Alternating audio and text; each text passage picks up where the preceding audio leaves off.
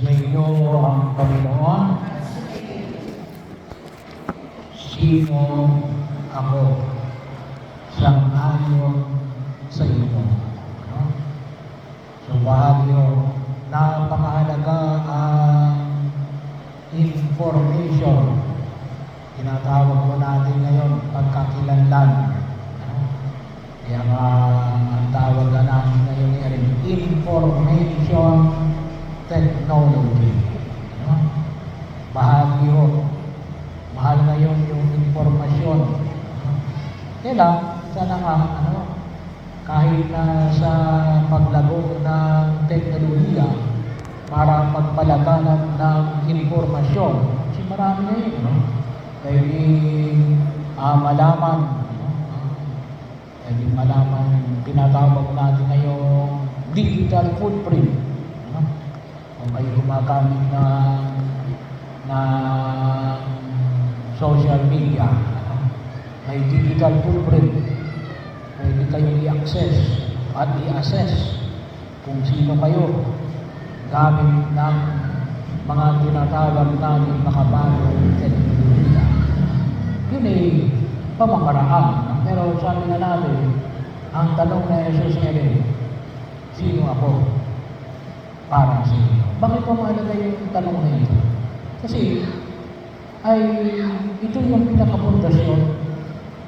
Ito yung pinakapundasyon ng alin? Ng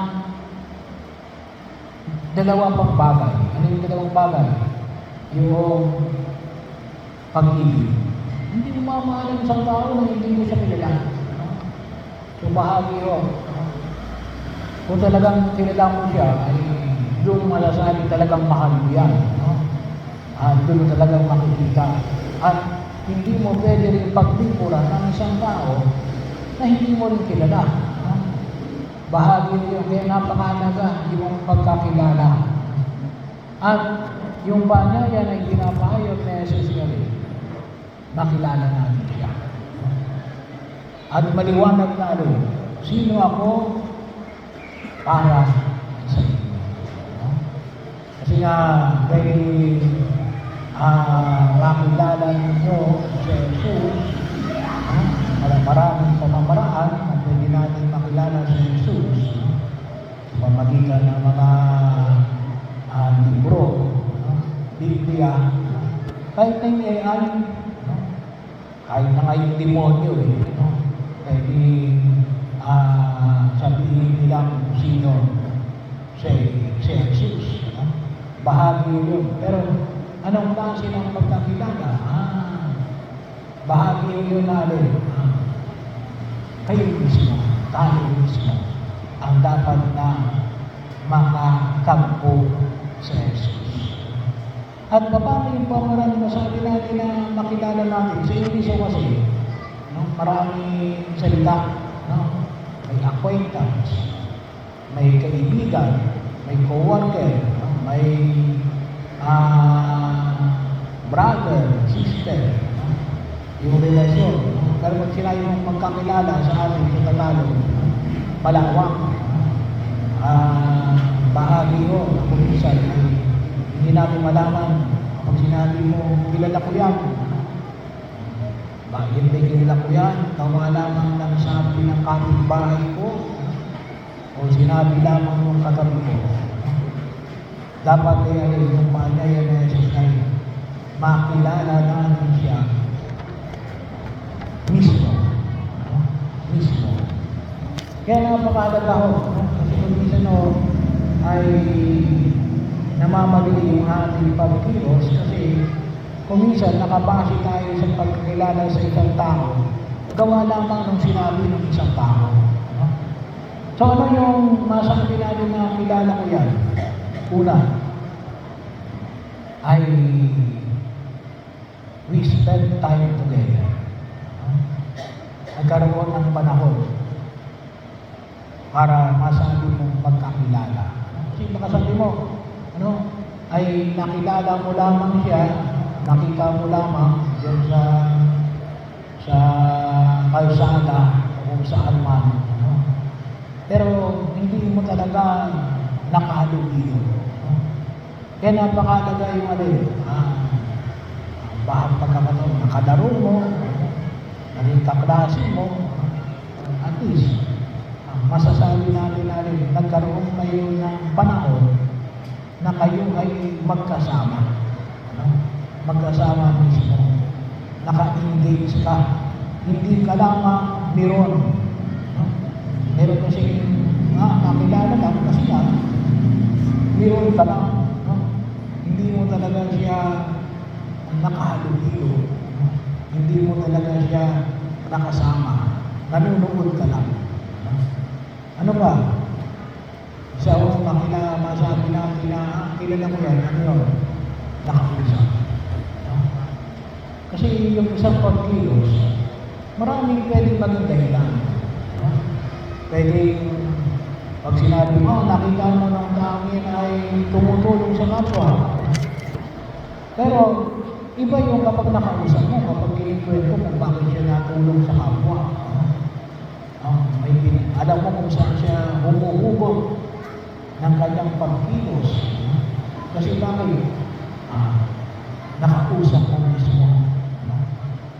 Bahagi yun na kung saan ay napakahalaga sa panahon na inilalaan natin sa bawat isa. Iba pa rin yung dala kapag nakausap mo. Hindi lang yung napakinggan mo. Pero iba yung nakausap mo mismo. Alam mo, may interaction na naging bahagi ng iyong pagkilos sa daigdig na ito. Kaya, kung talagang nais natin makilala si Jesus, ay kinakailangan, hindi lamang magkaroon tayo ng panahon na kapiling natin siya, kulit mayroong panahon natin, kausapin natin siya. Kaya kung napakalaga yung palaging panalangin, palaging tayong magdasal, at mahalaga yung sabi mo sana makita ng bawat Katolikong Kristiyano yung pagsisimba pag-alam ng mundo. Kasi pamamaraan na nais kong makilala sa Jesus. Kasi hindi lamang sabi nga natin, yung ugnayan natin bilang isang may relasyon sa ating Diyos ay hindi lamang na magkaugnayan mo na rin constant palagi na nagkakaroon ng kaganapan sa pagkilos nito. Isang maliwanag yung panahon natin kapag tayo nagsisimba pag-araw ng linggo. Hindi lang po sa obligasyon natin. Pero doon, unti-unti natin makita, lalong-lalo na kapag sa kanya ng pagliliwa ng visa, pamagitan ng kanyang mga salita na talagang natin sa banal na kasulatan at sa pamagitan ng pagpilay ng PAM. At tayo inaanyahan ng buong may kapal na nakita natin na higit sa lahat yung pagkakilala natin kay Jesus ay humantong tayo sa pagkakilala natin. Hindi lang magaling mo rin pagkakilala natin ito yung Diyos. Ito yung Diyos. Hindi lang isang magaling na propeta. Ngunit ito yung Diyos. Kaya yun ang nakita mo dito ni Pedro. At kung tusin, ay bakit nakilala ni Pedro yun? Hindi sapagkat magaling si Pedro.